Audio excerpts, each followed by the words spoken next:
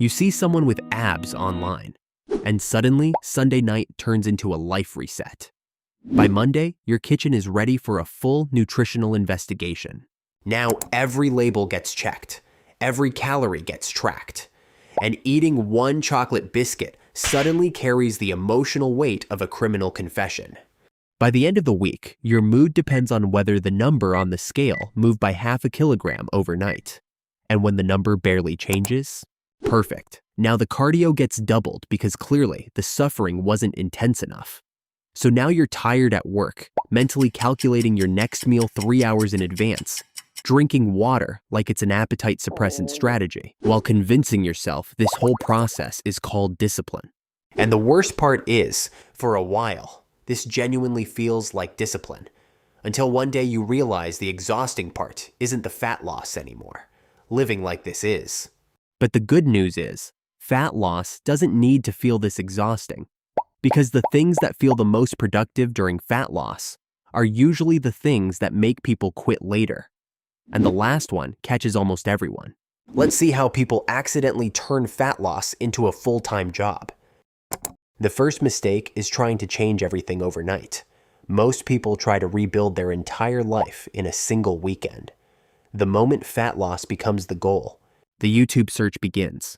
Best fat loss diet. Foods to avoid. How to lose 10 kilos fast. Then suddenly, the green tea gets ordered. The fat burner gets added to the cart. The kitchen gets cleaned out. And every food that wasn't causing a problem 3 days ago is now apparently the enemy. Because when people decide to lose fat, they rarely ask, what's the smallest change I can make? They ask, how much of my life can I change by Monday?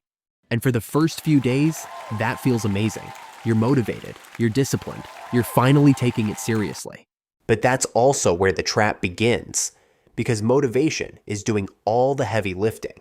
The routine itself hasn't actually proven it can survive a busy workday or a stressful week, or one of those evenings where you're tired enough to eat whatever is closest to you. And that's the problem.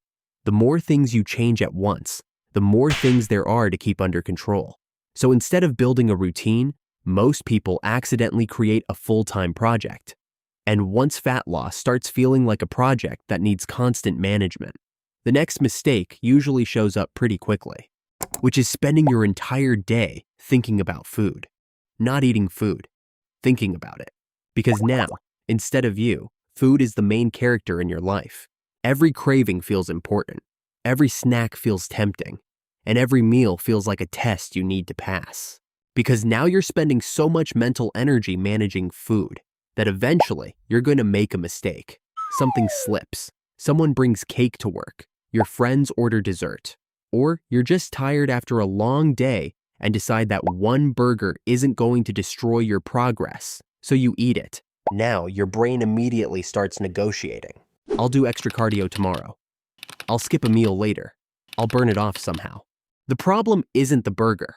The problem is that every mistake now comes with a punishment attached to it. And once that happens, exercise slowly stops becoming something you do to improve your health. It becomes something you use to pay for food. But you forgot the natural law. Mistakes are inevitable. Nobody follows a fat loss plan perfectly. But when every small mistake creates guilt, and every guilty moment creates punishment, fat loss slowly starts feeling less like a routine and more like a debt you're constantly trying to repay.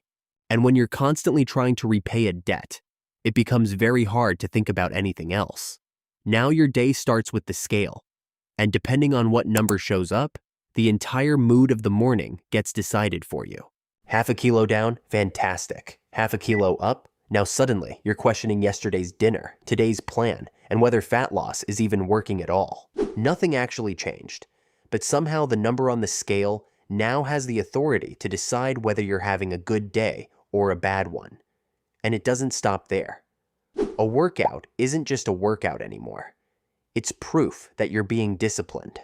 A missed workout isn't just a missed workout. It's proof that you're falling behind. At some point, fat loss quietly stops being something you're doing and starts becoming the way you measure yourself. And that's exhausting, because now you're not just trying to lose fat. You're carrying the pressure of needing every meal, every workout, and every weigh-in to tell you that you're doing okay. Eventually, the brain gets tired of carrying that pressure. And when that happens, it usually doesn't end with some dramatic moment where you quit fat loss forever. It's much quieter than that. You stop tracking, you skip a workout, you tell yourself you'll get back on track tomorrow. Then tomorrow becomes next week, and next week becomes, I'll start again on Monday. And this is where most people come to the wrong conclusion. They think they failed because they weren't disciplined enough. But look at everything that happened before this. You tried to change your entire life overnight. Food became the main character in your life. Every mistake needed to be paid for, and your self-worth became attached to a number on the scale. At some point, the brain simply stops wanting to participate in that game anymore. Because the real problem was never fat loss. The real problem was building a routine that constantly demanded more attention, more willpower, and more mental energy than it was giving back. And that's why the people who succeed with fat loss usually aren't the people suffering the most. They're the people who found a way to make fat loss fit into their life, instead of forcing their life to fit around fat loss. Because when the process becomes simple enough to live with, consistency stops feeling like discipline. It just becomes normal. So if there's one thing to take away from this video, stop trying to rebuild your entire life every time you decide to lose fat. Instead, start small. Pick one thing. Maybe it's the sugary drink you have every day, or the late-night snack, or the takeaway meal that shows up 3 times a week. Replace it with something better. Then, give yourself enough time to see if you can actually live with that change. Because fat loss isn't about finding the perfect plan. A simple rule is to ask yourself, can I realistically see myself doing this 3 months from now? Because if the answer is no, it doesn't matter how effective the plan looks on paper. Eventually, motivation runs out. And when that happens, your routine is the only thing left doing the work. If the answer is yes, fat loss stops feeling like something you need to survive. It just becomes another part of your life. And that's exactly what we're trying to build here. Not a body that looks disciplined for 2 weeks. A lifestyle that still works 6 months from now. We don't memorize fitness here. We understand it.